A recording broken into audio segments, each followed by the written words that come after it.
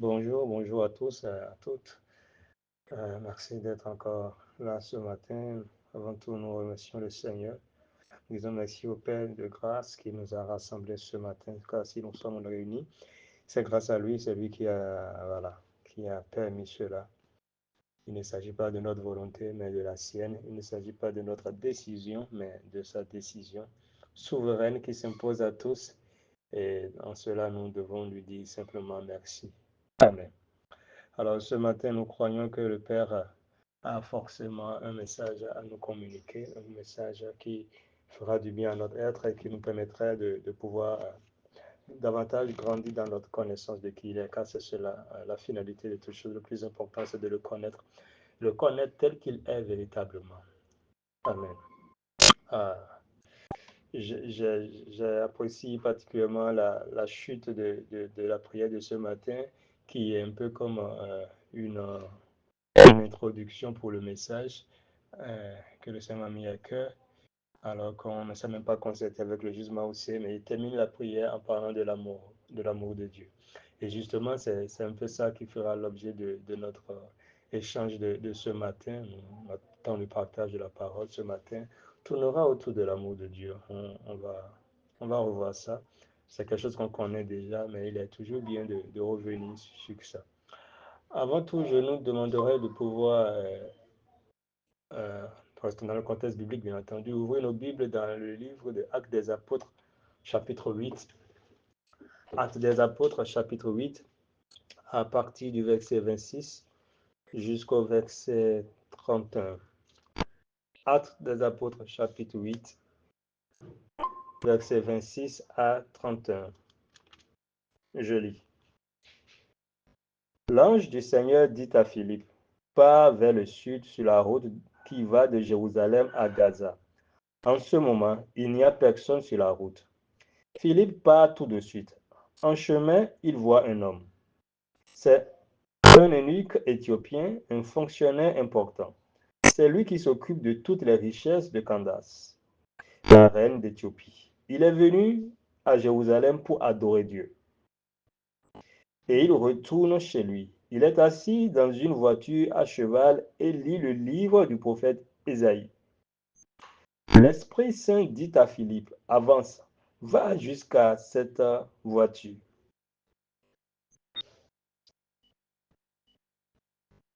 Va jusqu'à cette voiture.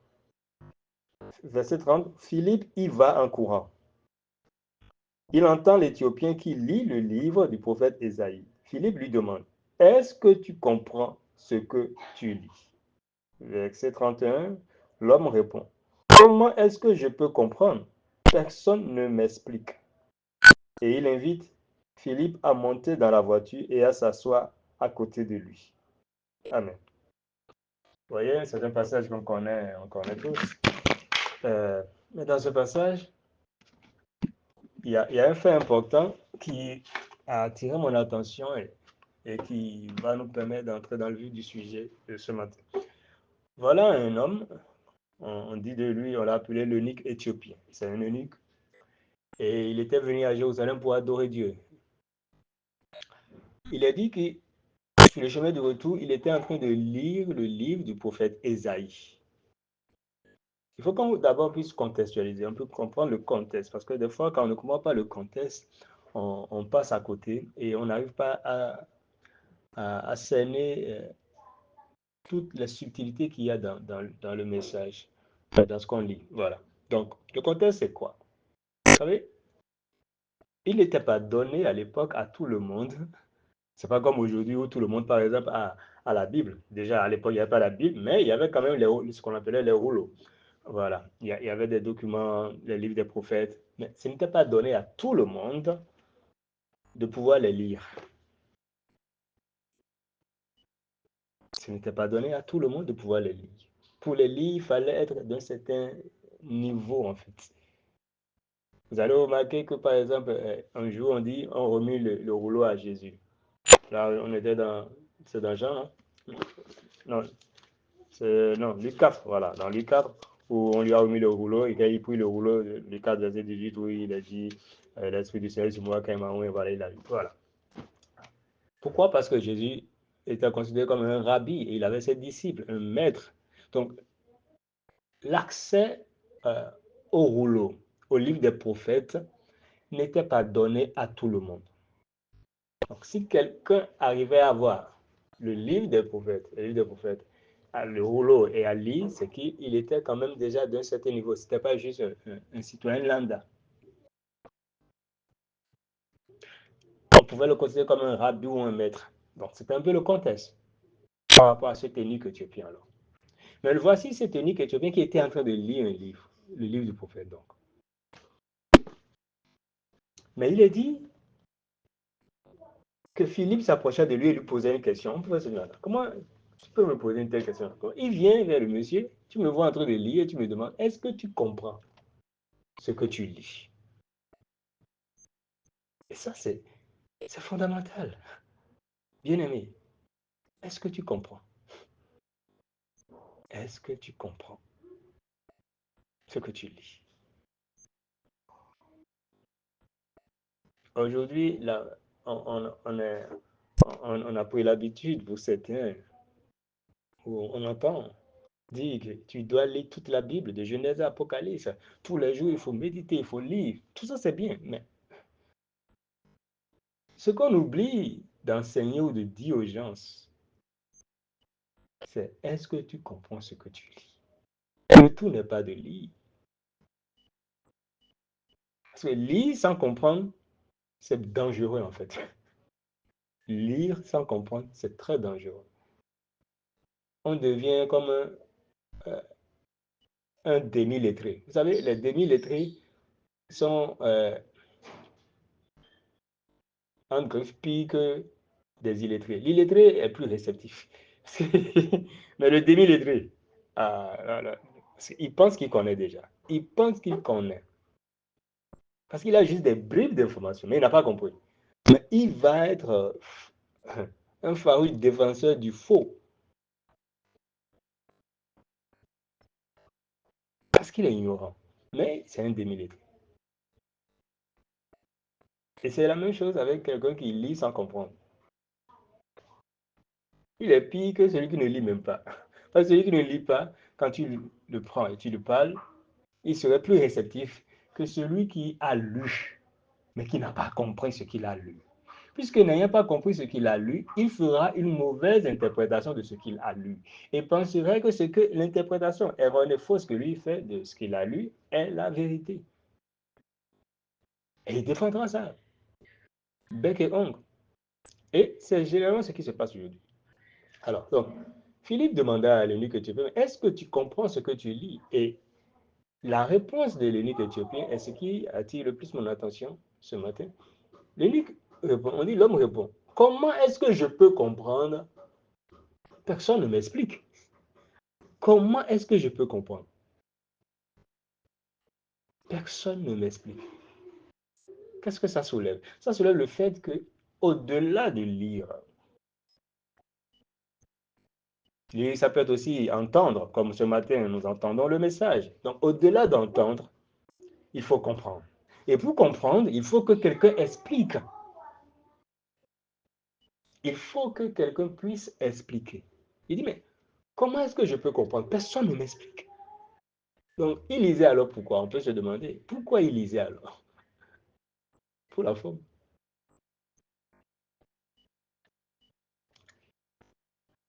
Il lisait. Ah, il faut qu'il ait occupé le temps. Il faut qu'il lisait. Mais il ne comprenait pas. Il n'avait pas la compréhension. Et vous savez, s'il y a bien un sujet sur lequel nous manquons de compréhension, bien que nous entendons parler de ça, bien que nous lisons sur cela et tout, nous en parlons même, s'il y a bien un sujet sur lequel nous manquons de compréhension, c'est celui de l'amour de Dieu. J'avoue. C'est un sujet sur lequel je pense que nous manquons vraiment de compréhension. Nous manquons vraiment de compréhension sur le sujet de l'amour de Dieu. Et il est important qu'on puisse redéfinir l'amour de Dieu. J'avais eu à écrire il y a quelques années un livre sur ce thème, sur ce titre, portant ce titre d'ailleurs, Redéfinir l'amour de Dieu. Un livre édité, mais non publié. Jusqu'à présent, le Seigneur n'a pas voulu. Le livre a été édité, hein, imprimé, le livre est imprimé et tout, mais jamais diffusé. Bon, il est souverain, comme on dit. Il nous fait faire des choses, tu te dis, mais pourquoi il m'a laissé faire ça alors? Bah, il sait pourquoi. Alors, redéfinir l'amour de Dieu. Il est vraiment important qu'on puisse redéfinir l'amour de Dieu parce que la compréhension, la définition que nous faisons de l'amour de Dieu n'est pas forcément ce qui est.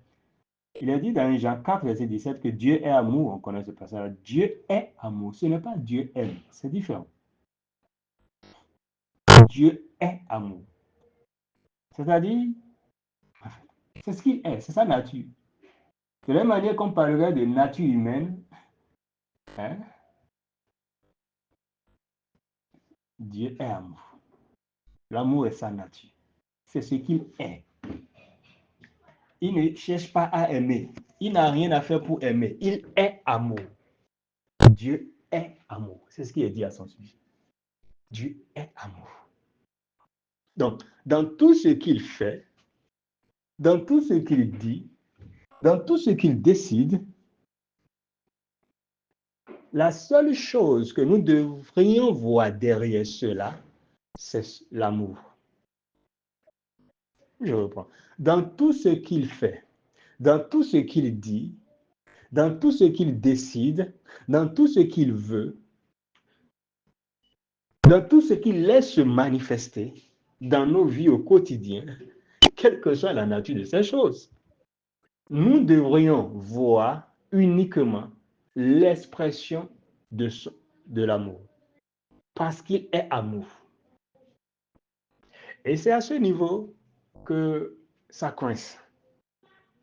C'est à ce niveau justement que ça coince. Pourquoi je dis que c'est à ce niveau que ça coince? Ça coince à ce niveau parce que nous avions notre propre définition de ce qu'est l'amour. Donc, quand on nous dit que Dieu est amour, ou qu'on nous dit que Dieu nous aime, l'image que nous avons de cela,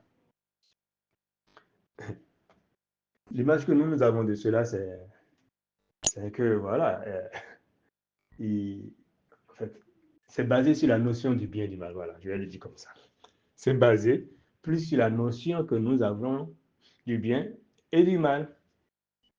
Et on se dit, eh ben, s'il m'aime, donc, et qu'une telle situation que moi, je juge étant un malheur, soit deux choses. C'est que cela ne vient pas de lui. Et c'est là où nous allons fabriquer ou créer un certain diable à qui on attribue ce rôle-là. La deuxième option, c'est que s'il m'aime et qu'il y a une telle situation, une situation que moi je qualifie de malheur qui m'arrive, alors ça veut dire que soit à ce moment-là, il ne m'aime plus. Et il n'est pas rare de nous entendre, peut-être vous l'avez déjà fait, vous l'avez déjà dit, ou vous avez déjà entendu quelqu'un le dire. Vous pensez que il semble que Dieu ne l'aime plus, ou ne l'a jamais aimé lui. Parce que les choses qui se passent dans sa vie, il ne comprend pas. Malheur sur malheur, dit, attends, pourquoi? On dit, je suis enfant de Dieu, mais pourquoi de telles choses m'arrivent?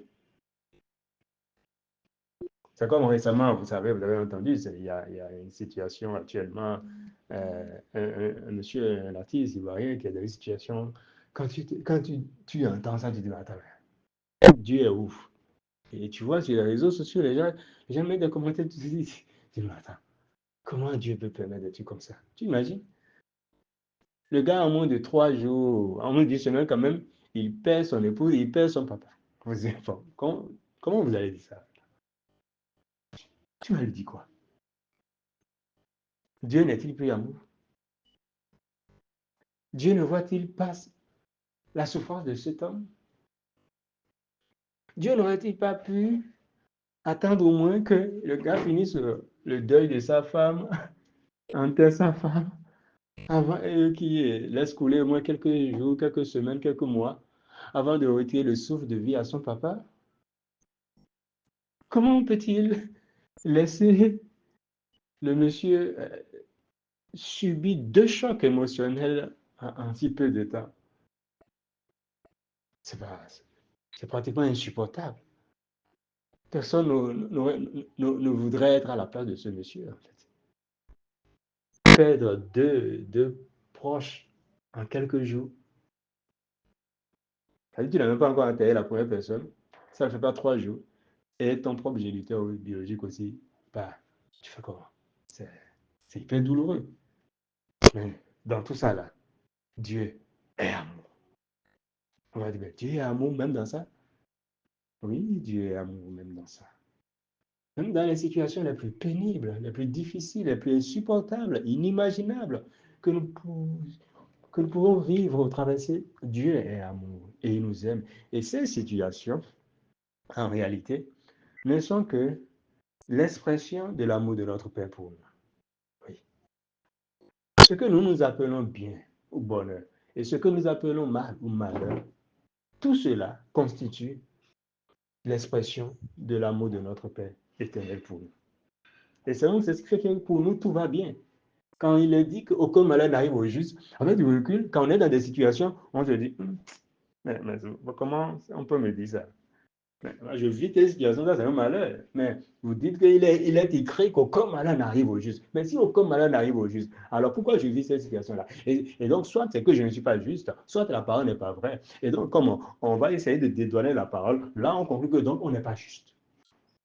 Et c'est là où les gens vont se dire, non, non, c'est que j'ai fauté. Je ne suis plus en odeur de sainteté avec l'éternel. Donc j'ai fait quelque chose qui a favoriser l'ouverture d'une porte pour que je puisse subir ce malheur-là. Donc là, je ne suis plus dans un état de juste. Et c'est là où les gens se mettent dans un cycle interminable de aujourd'hui je suis juste, demain je suis pécheur. Après demain je redeviens juste, après je deviens pécheur. Donc, et quand les choses se passent en griffe bien, selon nous, c'est notre intelligence humaine, on conclut que donc là on est juste, on est vraiment réglo, comme on le dit, avec le Seigneur, tout va très bien dans notre relation avec lui, voilà quoi, tout se passe bien. Mais quand des situations surviennent et qui, selon nous, sembleraient être des situations mauvaises, de malheur et tout, là, on se dit que ah, ça veut dire que je ne suis plus en état de sainteté avec l'Éternel. C'est que là, je ne suis plus juste. Je suis dans un état de péché. Il faut que j'aille me repentir. Il faut que j'aille faire prière de repentance, prière de pénitence, que j'aille poser tel acte de pénitence, que j'aille faire ci d'abord, que je ferme la porte, que je bloque la porte, que je verrouille la porte, que j'aille chercher un menuisier spirituel avec des clous spirituels pour bien barricader la porte. Ah, alors qu'il n'en est rien de tout cela. Il n'en est absolument rien de tout cela. Nous allons voir un ou deux exemples ce matin, rapidement. C'est juste une courte exhortation ce matin. Nous allons voir un ou deux exemples et vous-même, vous allez me dire ce que ça vous inspire. Est-ce que quelqu'un peut m'aider à lire Jean chapitre 11?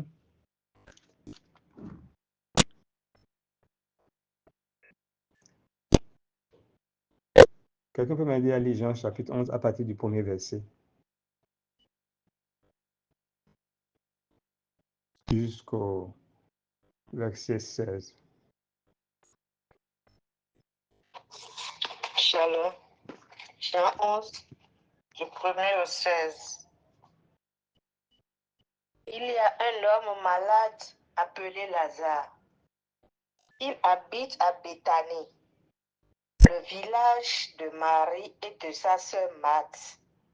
Marie est la femme qui a versé du parfum sur les pieds du Seigneur et qui les a essuyés avec ses cheveux. C'est le frère de Marie, Lazare, qui est malade. Les deux sœurs envoient quelqu'un dire à Jésus, Seigneur, ton ami est malade. Quand Jésus entend cela, il dit, la maladie de Lazare ne va pas le faire mourir. mais elle va servir à montrer la gloire de Dieu. Ainsi, elle donnera de la gloire au Fils de Dieu. Jésus aime Marthe et sa sœur et Lazare. Il apprend que Lazare est malade. Et pourtant, pendant 2 jours, Jésus reste là où il est. Ensuite, il dit à ses disciples, retournons en Judée. Ses disciples lui disent, Maître, l'autre jour, des Juifs cherchaient à te tuer en te jetant des pierres. Et tu veux retourner là-bas? Jésus leur répond, il y a 12 heures dans une journée. Si on marche pendant le jour, on ne tombe pas, parce qu'on voit clair. Mais si on marche pendant la nuit, on tombe, parce qu'on ne voit pas clair. Ensuite, Jésus ajoute, notre ami Lazare s'est endormi, mais je vais aller le réveiller. Les disciples lui disent, Seigneur, il s'est endormi, il guérira. Jésus a voulu dire, Lazare est mort.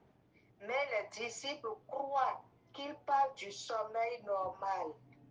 Alors Jésus leur dit clairement, Lazare est mort. Je n'étais pas là-bas et je m'en réjouis à cause de vous. De cette façon, vous pourrez croire en moi. Mais allons auprès de Lazare. Alors Thomas, appelé aussi le jumeau, dit aux autres disciples, allons-y nous aussi pour mourir avec Jésus. Amen. Amen, merci beaucoup. Vous voyez, il est bien précisé que Lazare était l'ami de Jésus. Et les sœurs de Lazare ont envoyé quelqu'un dire à Jésus, ton ami. Pourquoi cette précision? Elles auraient pu juste dire, Lazare est malade. Mais elles disent, ton ami Lazare. Ça dit, c'est pas juste quelqu'un, c'est ton ami. Vous voyez, ça c'était pour jouer sur le côté émotionnel, pour jouer sur les émotions. C'est ton ami. Parce que quand on parle d'amis, il y a la notion d'âme. Ce sont deux âmes qui sont unies. Voilà, donc les âmes sont unies. Donc il y a un côté émotionnel. Elles disent, ton ami Lazare est malade. Ben, en apprenant cela, quelle devait être la réaction attendue? La réaction normale, on va dire, selon l'intelligence humaine, la réaction normale, c'est quoi? Même quand tu apprends que quelqu'un est malade, quel est le premier réflexe? Soit tu appelles la personne, soit tu as la possibilité d'aller, tu vas voir la personne. C'est comme ça. Mieux, on est dans un contexte où celui à qui on apporte l'information, on lui apporte l'information parce qu'on sait qu'il a la capacité de guérir Lazare qui était malade. Mais il apprend la nouvelle, il ne bouge pas. Il ne bouge pas. Vous imaginez. Lazare est malade. Maintenant, c'est un peu dans notre contexte contemporain aujourd'hui, comme si Lazare est gravement malade, peut-être on lui a diagnostiqué un cancer ou je ne sais pas quoi. Et il souffre, il n'arrive pas à dormir la nuit. Et il a un ami qui a ce qu'il faut pour le guérir. Et il dit, allez dire à mon ami que je souffre, qu'il vienne me guérir. Et on va porter l'information à l'ami. Ou peut-être il prend son téléphone et il appelle son ami. Je parle dans le contexte contemporain. À l'époque, il n'y a pas de téléphone. Et il dit, mon ami, ça ne va pas du tout. Même dans sa voix, on sent ça. Je souffre. La nuit, je n'arrive pas à dormir. La douleur est atroce, c'est insupportable. S'il te plaît, viens me sauver. S'il te plaît, viens faire quelque chose. Viens me soigner. Viens me guérir. Et c'est son ami. On les voit rien ensemble. Ce sont de bons amis. Et tu apprends ça. Mais tu ne bouges pas. Dites-moi, en toute honnêteté, où est l'amour là? Où est l'amour là? Est-ce que, de point de vue humain, vous pourriez dire que ça, c'est de l'amour? J'en doute. J'en doute vraiment. On va se dire non, ça, c'est pas de l'amour. Tu ne peux pas aimer quelqu'un et te dire être l'ami de cette personne et la voir en train de souffrir à ce point, de se tordre de douleur, d'être cloué sur le lit de la maladie, dans une incapacité de se lever, de se mouvoir, de manger, de s'alimenter correctement, incapable de tenir debout. Alors que tu as la possibilité, tu as les moyens de lui venir en aide pour mettre fin à sa douleur, mettre fin à cette souffrance. Mais tu ne fais rien. Tu restes là où tu étais. Et Jésus continuait sa vie comme si de rien n'était. Pourtant, son ami. On n'a pas juste dit quelqu'un qui le suit ou quelqu'un, un fan de Jésus. Non, c'est pas ça. On dit son ami souffrait. Et il n'a pas bougé. Mieux, il dit à ses disciples, cette maladie n'est pas pour la mort, mais c'est pour la gloire de Dieu.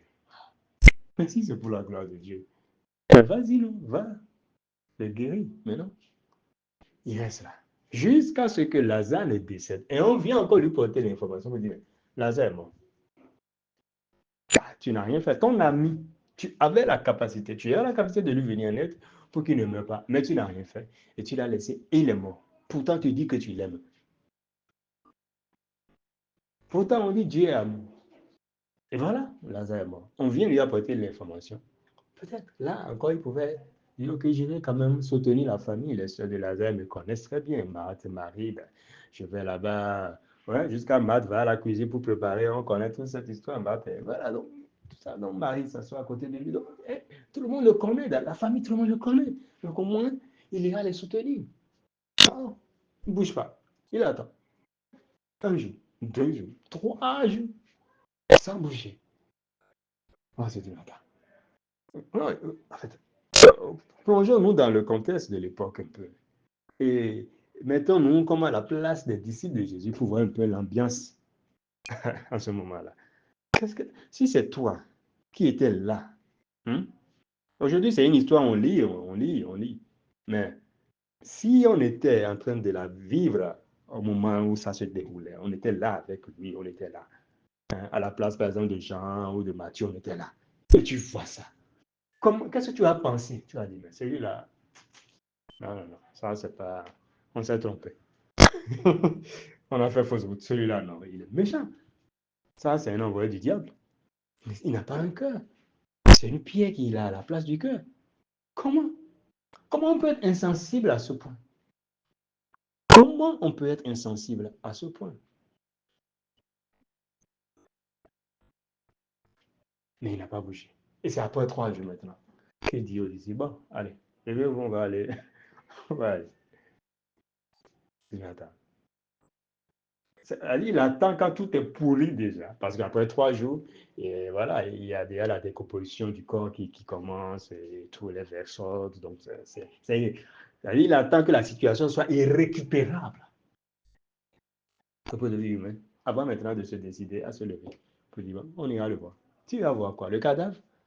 Pendant que le gars était en vie, tu n'es pas allé le voir. Pendant qu'il y avait possibilité de lui venir en aide, de le guérir, tu n'as pas bougé. Et tu attends que tout soit gâté pour que tu ailles. Ça, c'est pas de la sorcellerie par hasard. Non. Aujourd'hui, si quelqu'un agit de la sorte, qu'est-ce que vous allez dire de cette personne? C'est de la sorcellerie. Allez, tu vois. Il attend que ça se gâte et il vient maintenant pour se réjouir du malheur des autres en quelque sorte, pour prendre plaisir à voir maintenant les gens pleurer et tout. Mais la vérité reste que Dieu n'est pas dans les émotions. Dieu n'est pas dans les émotions. Dieu est dans l'exécution de son plan parfait, conçu bien avant la fondation du monde. Dieu n'est pas dans les émotions. Dieu n'est pas dans les émotions. Aucune émotion ne peut l'influencer. Tu peux tout dire, tu peux tout faire. Non. Tu peux pleurer, tu peux gémir. Tu peux te rouler par terre comme tu veux. Tu peux crier de toute ta voix. Tu peux couler toutes les larmes de ton corps. Ni chaud ni froid. Ça ne change rien à son agenda. Ça ne change rien. Ça ne modifie en rien le déroulement de son agenda. Quel que soit ce que nous faisons, son agenda se déroule tel que lui il a prévu. Toujours, toujours et toujours. Rien ne peut modifier cela. Rien ne peut changer l'agenda du Père. Ce n'est pas possible. Et on voit la preuve par ce passage qu'on a lu de Jean 11. Il y avait un agenda. Il y avait un moment arrêté d'avance où Jésus voit Lazare et le ramener à la vie. Donc, quel que soit ce qui était dit, on ne peut pas jouer sur les émotions du Seigneur. Quel que soit ce qui était dit, oh non, Lazare, viens voir ton ami, oui, ton ami Lazare est malade. Bon, ça ne change rien. Les sœurs de Lazare pouvaient engager même des équipes d'intercession pour intercéder. Ça ne changerait rien. Ce qui est écrit est écrit. Ce qui est prévu est prévu. Ce qui doit arriver arrivera.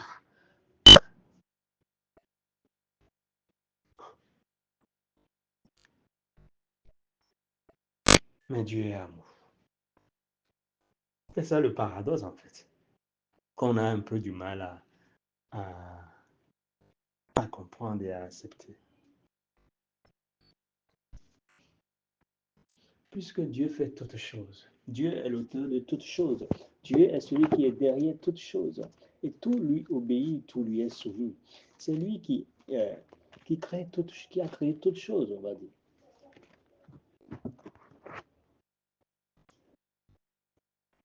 Regardez un peu la vie des apôtres. Regardez le parcours des apôtres. Regardez comment la majorité des apôtres a fini. On peut se dire, mais attends, Dieu est amour, vous dites. C'est écrit que Dieu est amour, mais comment se fait-il que ces gens ont fini comme ça? Comment se fait-il? C'est où l'amour? Le Père, on dit, celui que tu adores, il t'aime. Il t'aime là, c'est ça le il t'aime. En fait, ce matin, le point, c'est que il faut qu'on comprenne ce que signifie réellement l'amour de Dieu. Quand on dit oh Dieu m'aime, là, à quoi on pense? Quand on chante, je sais que tu m'aimes, oh, je sais que tu m'aimes, on pense à quoi en le disant?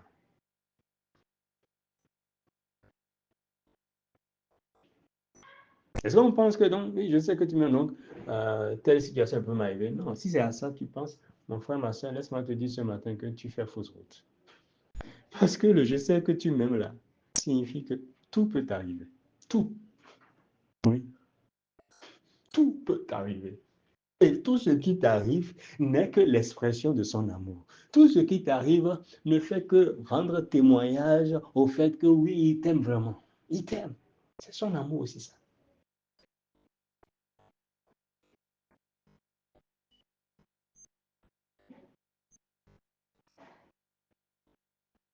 L'amour de Dieu pour nous n'est pas en dehors de son plan pour nous. L'amour de Dieu pour nous n'est pas en dehors de son plan pour nous. L'amour de Dieu pour nous n'est pas en dehors de sa volonté. L'amour de Dieu pour nous n'est pas en dehors de sa souveraineté. L'amour de Dieu pour nous ne remet pas en cause sa souveraineté, mais l'amour de Dieu pour nous confirme sa souveraineté. L'amour de Dieu pour nous confirme sa souveraineté. Rend témoignage à sa souveraineté. Et il fait ce qu'il veut pour son bon plaisir. Ce n'est pas pour notre bon plaisir. Il ne fait rien pour nous, mais il fait tout pour lui. Le centre, c'est lui. Au centre, c'est lui. Ce n'est pas toi, ce n'est pas moi. Ce ne sont pas nos émotions. Donc, nos émotions n'ont rien à voir. Ce n'est pas la condition de vie dans laquelle tu es. Tu peux dire, mais il regarde ma condition de vie. Non, il regarde à mon âge. Regardez l'âge que j'ai. Il regarde. Je n'ai même pas une parcelle quelque part. Je n'ai même pas un emploi stable. Je n'ai même pas un mari. Je n'ai même pas une épouse. Je n'ai pas d'enfant. Je n'ai pas ci. Je n'ai pas ça.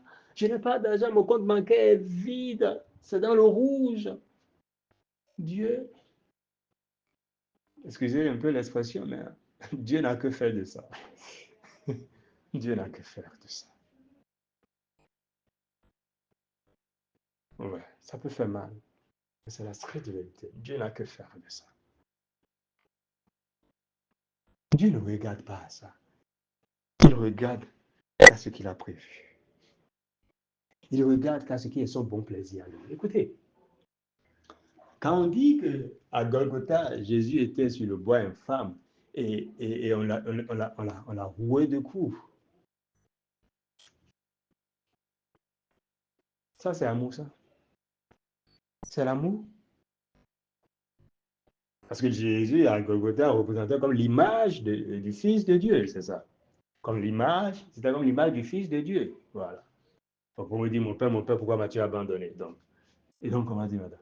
Donc, son père l'aime. On dit Dieu est amour. Dieu est son père. Dieu l'aime. Et on le voit, et Dieu qui est amour et qui aime son fils, voit son fils être cloué sur un bois. Et on met une couronne d'épines douloureuse sur sa tête. On pèse son côté. On le flagelle, on flagelle son dos. Et le père regarde ça. Le père qui est amour, qui aime son fils, regarde ça. Mais ne bouge pas. Il ne bouge pas. Pourquoi? Dites-moi, pourquoi il n'a pas bougé?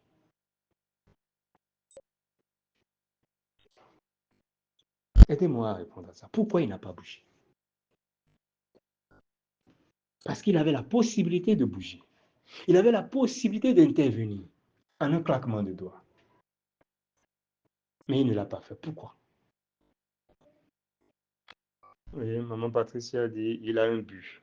Il a un but. D'accord. Donc, il a un but. Et donc, parce que lui, il a un but, il laisserait son fils souffrir. Vous voyez un peu le schéma? Lui, il a son but. Donc, la souffrance du fils ne remet pas en cause la poursuite de son but. C'est-à-dire, donc, il est insensible à la douleur du fils. Pourtant, il est amour. Pourtant, il aime le fils.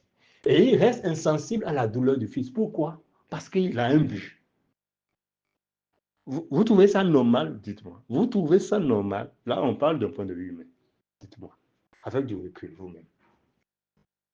Parce qu'il nous a donné une intelligence, il nous a donné un cerveau et tout, pour qu'on réfléchisse aussi. On n'est pas comme les animaux là. On a des facultés intellectuelles, on peut réfléchir. Dites-moi. Est-ce que vous trouvez ça normal?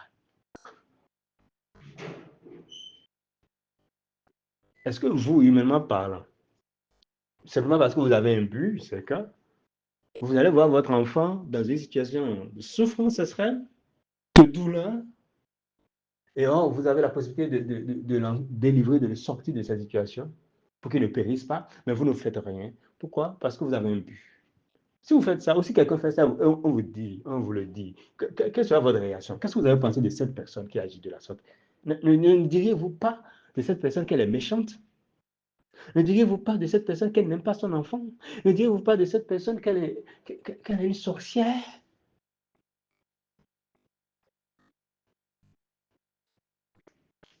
Oui. Juste fait nous dire humainement, ce n'est pas normal, c'est incompréhensible. Et oui, c'est vrai. C'est vraiment incompréhensible. Ce n'est pas normal. Mais voilà ce que le Père a fait. Et aujourd'hui, on se réjouit de ça. C'est ça le paradoxe. C'est ce qui me fait. Je dis attends. Aujourd'hui, on se réjouit de ça, non? On dit oui, gloire à Dieu. Oui, oh, il m'a sauvé. Ouais, ouais, ouais, ouais. Mais voilà. L'autre a souffert. Parce que lui, il a un but. Mais on dit, il produit en nous le vouloir le faire pour son bon plaisir. Donc, le fait que les soldats romains qui ont frappé Jésus, qui a produit en eux le vouloir et le faire? Ceux qui ont crié, on dit, qui vous voulez? Libérez Barabbas, tuez Jésus. Qui a produit en eux le vouloir et le faire? Le fait que, comment il s'appelle? Judas. On dit Judas a trahi Jésus. Judas a dit aux soldats, celui vers qui j'ai, à qui je ferai un baiser, c'est lui. C'est lui que vous allez arrêter. Qui a produit en lui le vouloir et le faire? Philippiens 2, 13 à 14 dit, c'est l'Éternel qui produit en nous le vouloir et le faire pour son bon plaisir. Ça veut dire que quand Judas agissait de la sorte, lui, c'était son plaisir. C'était jouissif pour le Père. Donc, quand les soldats romains ont pris de longs fouets, ont frappé le dos de Jésus, C'était des fouets avec des crochets. Voilà. Est-ce que vous savez ça? Ce n'est pas les fouets qu'on vend aujourd'hui, là, non. C'est des fouets avec des crochets. De sorte que quand on te frappe, en fait, et on veut enlever, ça arrache ta chair. Il faut qu'on comprenne vraiment ce qui s'est passé. Ce qui s'est passé. Ça arrache ta chair. Donc, à chaque coup, il y a une partie de la chair qui est arrachée. Et lui, il est sur le trône. On dit, il est assis sur son trône élevé. Et tout le monde lui rend. Il est assis sur son trône élevé et il voit son fils en train de subir ça. Et on dit qu'il prend plaisir. On dit que c'est pour son bon plaisir. Ça, c'est bon, ça. Dieu serait-il un maso?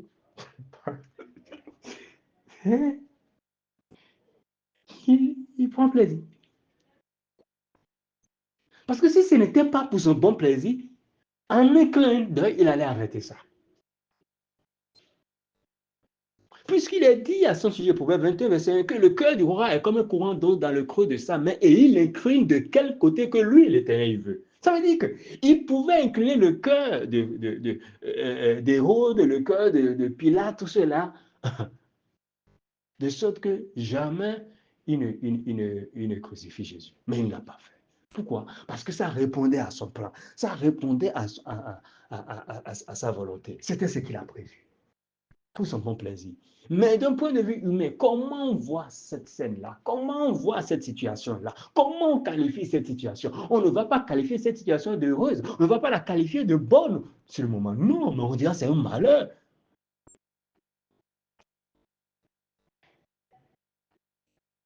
Mais Dieu est amour.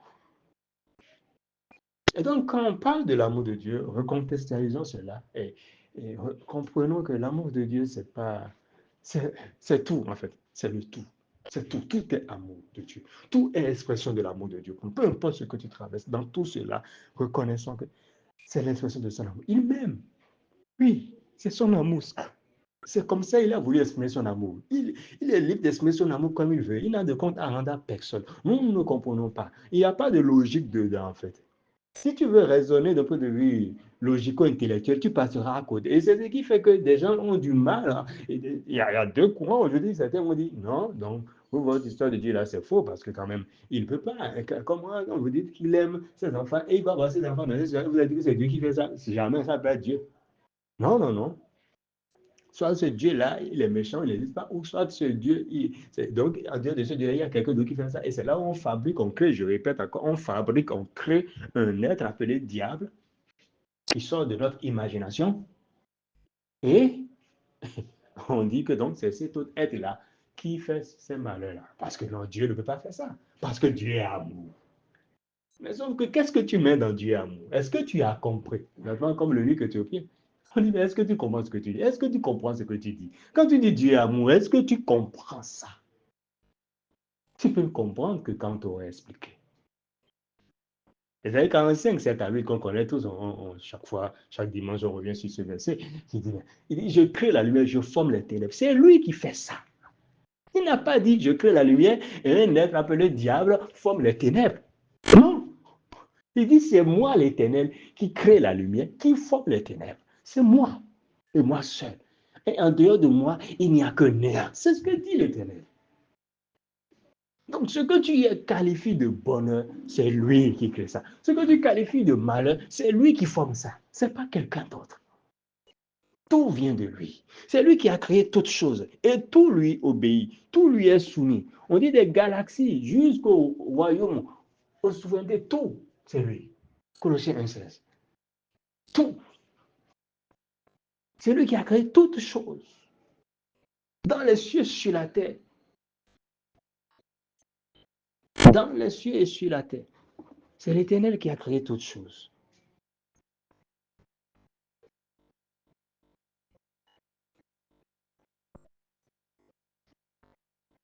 Acte 17, 24 dit, le Dieu qui a fait le monde et tout ce qu'il contient, c'est le Seigneur du ciel et de la terre. Il n'habite pas dans des temples construits par les hommes. Voyez? Le Dieu qui a fait le monde et tout ce qu'il contient.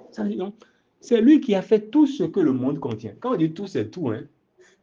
tout ce que le monde peut contenir, tu vois, même les maladies, ce que tu appelles maladie, le monde contient des maladies, non? Contient des virus, des bactéries. C'est lui qui a créé tout ça.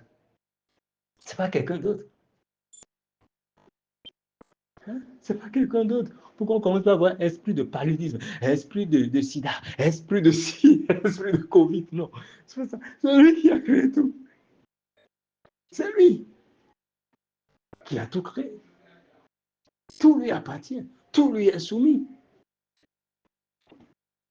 Tout lui appartient. Tout lui est soumis. C'est l'Éternel qui a créé toutes choses. Et dans tout cela ne fait que exprimer son amour pour nous. Psaume 135, verset 6 dit, le Seigneur fait, Psaume 135, verset 6, le Seigneur fait tout ce qu'il veut dans le ciel et sur la terre, dans les mers et dans les profondeurs. Il fait tout ce qu'il veut. Ça veut dire, ça ne dépend pas de nos émotions, ça ne dépend pas de ce que nous voulons ou nous ne voulons pas. On peut se dire, non, ça, je ne veux pas telle chose, je ne veux pas vivre telle situation. Non, ce n'est pas toi. Que tu veuilles ou pas. S'il a prévu que tu vives la situation, tu vas la vivre. Le mieux pour nous, c'est de rendre grâce et d'avancer, tout simplement. Et tu vas la vivre. Et tu dois être conscient que ce que tu vis là, c'est l'expression de son amour. Peu importe comment tu qualifies ce que tu vis, peu importe comment les gens qualifient ce que tu es en train de vivre, toi, tu dois être conscient d'une vérité, à savoir que cela ne fait qu'exprimer son amour pour toi. En ça, il t'aime toujours. Tout ce qui ne fait qu'exprimer son amour pour toi. Au même 8 verset 28 avec la version parole 20 dit que les intentions bienveillantes du Seigneur sont à l'origine de tout ce qui nous arrive. Je termine par ça. Les intentions bienveillantes du Seigneur sont à l'origine de tout ce qui nous arrive. Pas de certaines choses, mais de tout ce qui nous arrive, sans exception. Tout ce qui nous arrive derrière ça, ce sont les intentions bienveillantes de notre Père. Et nous devons simplement en être conscients.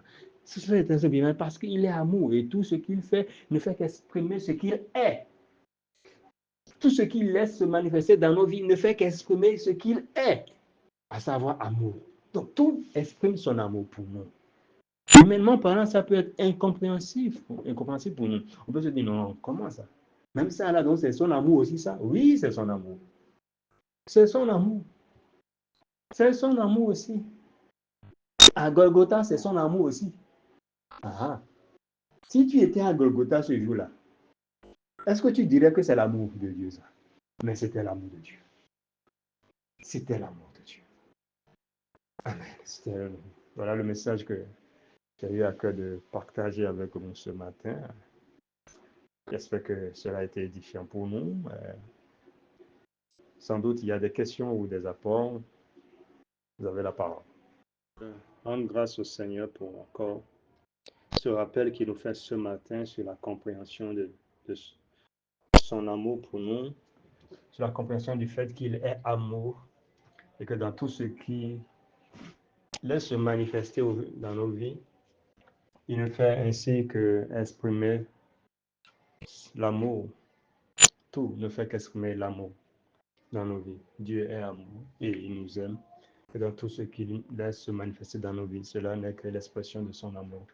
Son amour incommensurable, son amour inaltérable, inconditionnel. Même si les montagnes se déplaçaient, même si les collines bougeaient, il a dit que son amour pour nous ne chancellera jamais. Ça veut dire quoi? Que sa volonté, ce qu'il a prévu, se manifestera toujours. Et lui seul sait ce qu'il a prévu pour nous. D'aucuns peuvent qualifier cela de bonheur, d'aucuns peuvent le qualifier de malheur. Mais en tout cela, il prend plaisir et c'est le plus important. Le plus important, c'est que cela réponde à son agenda, c'est que cela réponde à sa volonté, c'est que cela réponde à son plan parfait pour nous. Et nous voulons encore une fois lui dire merci Père, merci, merci, merci Seigneur. Alléluia.